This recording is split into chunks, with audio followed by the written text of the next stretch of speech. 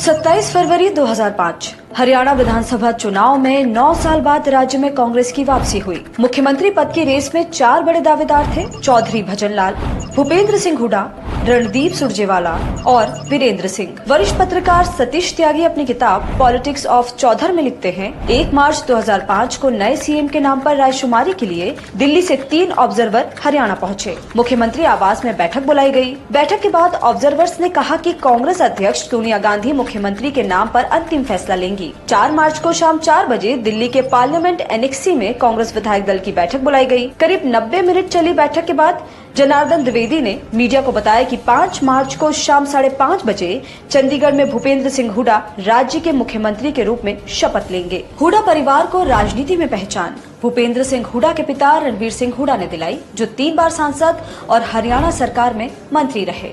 भूपेंद्र सिंह हुड्डा खुद 2 बार हरियाणा में मुख्यमंत्री रहे और 4 बार सांसद रहे। उनका बेटा चौथी बार लोकसभा पहुंचा है। नमस्कार, मैं नेहा। परिवार राज सीरीज के इस एपिसोड में कहानी हुड्डा परिवार की।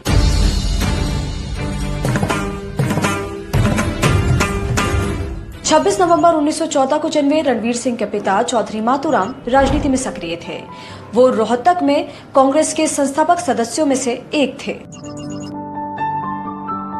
रणवीर सिंह ने 1937 में दिल्ली के रामजस कॉलेज से बीए किया। काफी सोच विचार के बाद वो आजादी के आंदोलन में शामिल हो गए। महात्मा गांधी का संयुक्त पंजाब में दौरा हुआ तो रणवीर उनसे जुड़ गए। इस दौरान वो कई बार जेल भी गए। आजादी के बाद रणवीर सिंह को संविधान सभा का सदस्य बनने के लिए आमंत्रित किया गया। साल 1952 में जब पहली बार लोकसभा चुनाव हुए तो रणवीर सिंह ने रोहतक से चुनाव लड़ा और जीते। 1957 में रणवीर दूसरी बार रोहतक से चुने गए। साल 1962 में वो पंजाब विधानसभा के लिए चुने गए और मंत्री परिषद में शामिल हुए। साल 1966 में जब हरियाणा पंजाब से अलग होकर नया राज्य बना, तब मुख्यमंत्री पद की रेस में 2 लोगों का नाम चर्चाओं में था। पहला रणवीर सिंह हुड्डा और दूसरा भगवत दयाल शर्मा का। चौधरी रणवीर सिंह अपनी आत्मकथा स्वराज के स्वर में लिखते हैं, लोग मेरे पास आए और कहने लगे, आप कैसे बैठे हैं, आप सबसे ज्यादा तजुर्बेकार हैं। मैंने जवाब दिया, सब योग्य हैं।